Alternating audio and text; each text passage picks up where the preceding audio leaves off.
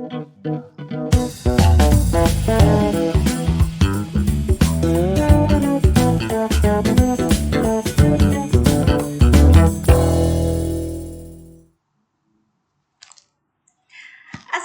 warahmatullahi wabarakatuh. Halo sahabat Stay Mas Wonogiri, bertemu lagi di channelnya KPI Stay Mas Wonogiri.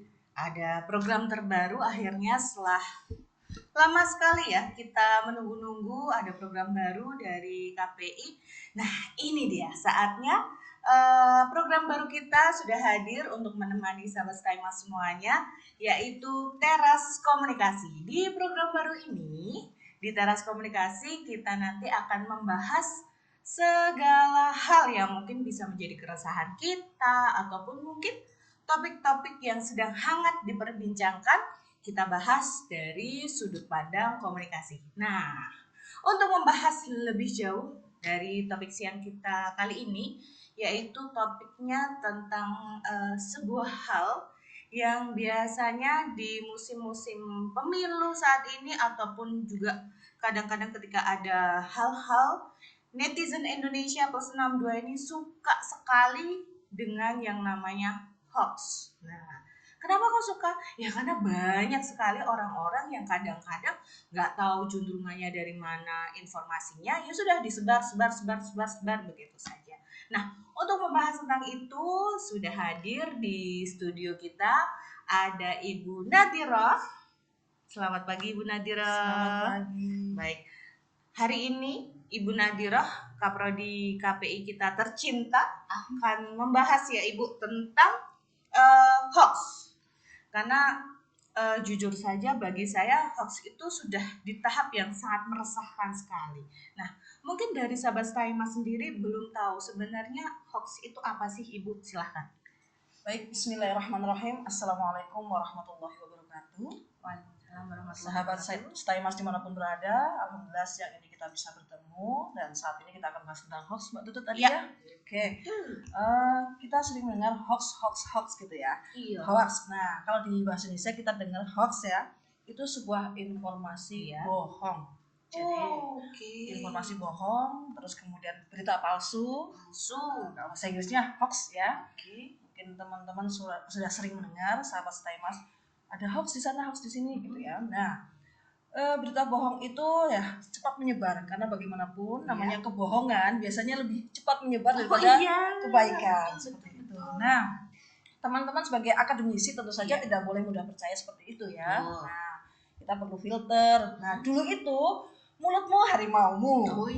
Kalau sekarang jempolmu tuh harimaumu. Iya, betul sekali. Apa-apa tinggal tik tik tik tik. Udah nyebar kemana-mana itu. Betul. Nah, menurut Ketua Komunitas Masyarakat Indonesia Anti Fitnah, Setiaji Eko Nugroho menyampaikan bahwasannya hoax adalah sebuah informasi yang direkayasa. Jadi untuk keuntungan tertentu ya, dengan maksud tertentu, dengan niat-niat tertentu. Bisa saja dia punya kepentingan politik, ekonomi dan lain sebagainya. Misalnya nih, contoh saja nih, Mbak Tutut punya tempat wisata atau tempat kuliner yang sedang berkembang pesat. Nah, ada yang menyampaikan bahwasannya, wah itu di tempat Mbak Tutut itu hati-hati loh, ada pelarisnya gitu. Terus kemudian masakannya hati-hati loh, itu bukan asli daging sapi misalnya seperti itu. Jadi hati-hatilah. Kalau di Islam kita diperintahkan untuk tabayun. Jadi kita perlu cek, recheck dan cross check.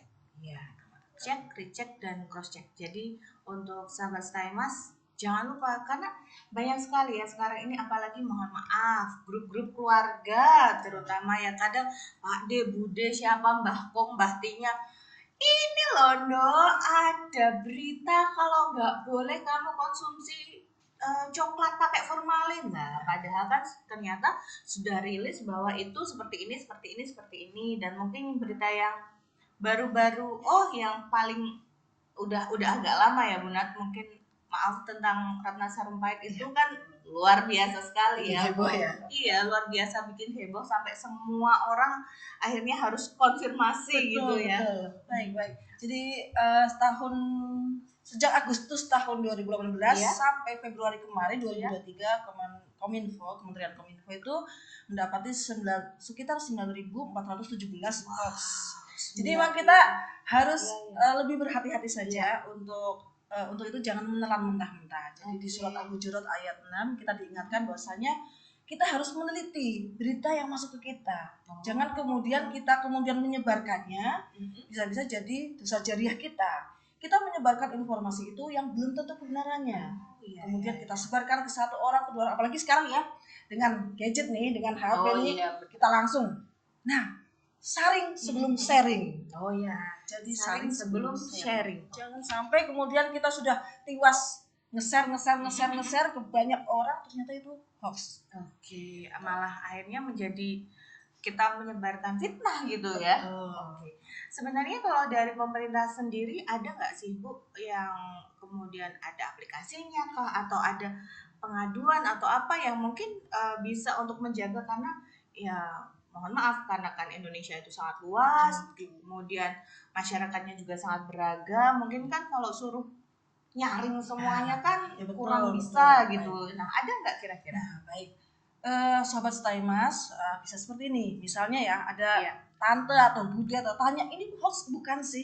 Nah, mungkin teman-teman bisa bergabung dengan masyarakat anti fitnah Indonesia itu ada gitu ya. Terus kemudian bisa dicek di Google, bisa misalnya, atau turnbackhoax.id ya.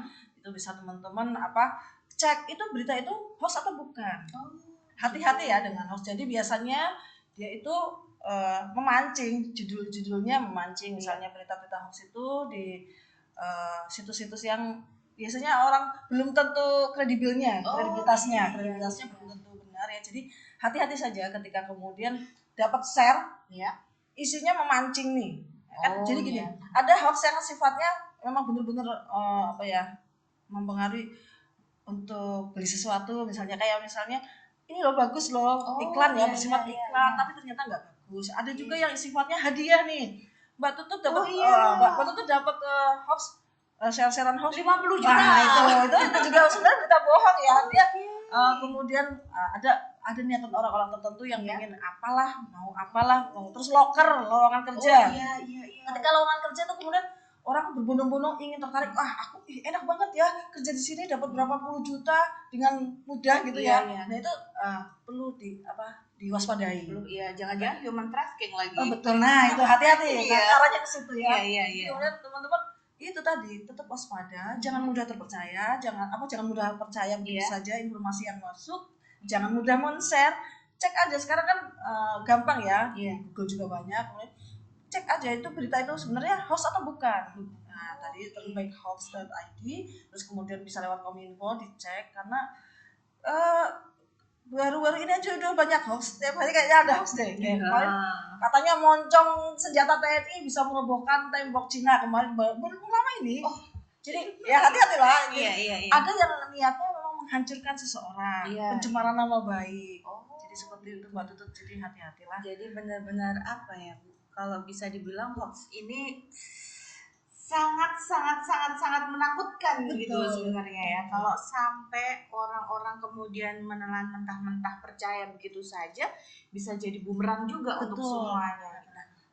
Kalau begitu kira-kira ada tips nggak ya selain itu tadi untuk teman-teman atau sahabat Stay Mas biar jangan mudah untuk percaya gitu loh. Dengan berita-berita seperti itu. Baik, teman-teman ya bisa menyaring tadi ya. Saya bilang saring dulu sebelum sharing. Satu itu, jangan kemudian langsung tadi itu jempolmu harimaumu. Kemudian langsung lihat dulu dia provokasi enggak nih. Kan kadang-kadang ada yang gini, kalau kamu tidak men-share maka keluargamu akan celaka. Gitu. Nah, jadi ada ciri-ciri. Kadang kan seperti itu. Hati-hati ketika jangan kalau kamu nggak men-share ke beberapa orang, kamu akan celaka atau kamu tidak akan mendapatkan berkah dan lain sebagainya. Tidak masuk surga. Sering di-share. Hati-hati itu ya. Jadi maksudnya jangan mudah percaya seperti itu. Dicek dulu. Nah, teman-teman bisa fasilitaskan banyak ya sekarang ya di gadget ya, bisa dicek. Nah, itu judulnya biasanya memang provokatif. Dia ada keinginan berita itu judulnya bombastis, tapi kadang beritanya nggak sebombastis yang judulnya, karena dia pengen banyak yang ngeklik. Cek dulu, jangan kemudian langsung hati-hati ketika kemudian bentuk-bentuk klik-klik itu kemudian penipuan juga hati-hati ya. Ketika misalnya undangan-undangan sekarang kan itu makanya hati-hati itu undangan berbentuk aplikasi yang ternyata bisa buat hacking. Nah itu hati-hatilah, kita memang di zaman yang banjir informasi ini, Iya. tsunami ya, gelombang yang luar biasa informasinya ini, emang kita butuh kehati-hatian banget inilah. Apalagi jangan cepet itu tadi, jangan cepet share gitu aja. Iya. Ditahan-tahan dulu lah, maksudnya ketika emang benar-benar itu sudah betul, sudah valid, sudah emang nyata ya, oke lah silakan di share gitu loh. Tapi kalau memang belum benar ya teman-teman redam dulu lah, redam dulu. Apalagi gini loh, ketika kita dapat share kemudian ketika kita benci dengan, apalagi nih ya tadi Mbak Tutut bilang, apalagi ini menjelang pemilihan dan tahun politik, tahun yang luar biasa ya, tahun yang politik ya. Jadi ketika kemudian saya suka siapa, Mbak Tutut suka siapa, itu hati-hati karena kita utamakan persatuan. Jangan sampai kita mau diadu domba dengan informasi yang belum tentu kebenarannya. Gitu. Jadi tadi selain dia kita harus selektif ya, seleksi dulu nih informasi ini, kemudian cek dulu kebenarannya. Kita janganlah mudah terpengaruh ya, jangan mudah dibohongi gitu loh. Apalagi kita sudah akademisi, masa mau udah percaya dengan hal-hal seperti itu gitu loh. Jadi lebih waspada saja. Oke, jadi memang teman-teman memang harus lebih waspada agar supaya ketika mendapat informasi dari mana saja, mungkin dari handphone ataupun ketika kadang-kadang maaf sebagai wartawan yang freelance juga sekarang, karena dulu kan sudah berkecimpung gitu ya Bu Nat ya. Kadang ada beberapa mungkin berita-berita online, kemudian kadang juga seperti menggiring opini. Betul. Judulnya apa, ternyata dalamnya apa. Nah, ketika orang-orang yang kemudian budaya orang Indonesia kan mohon maaf agak malas baca gitu ya, kadang-kadang isinya apa, yang penting judulnya aja clickbait itu tadi. Judulnya luar biasa, ternyata dalamnya beda gitulah.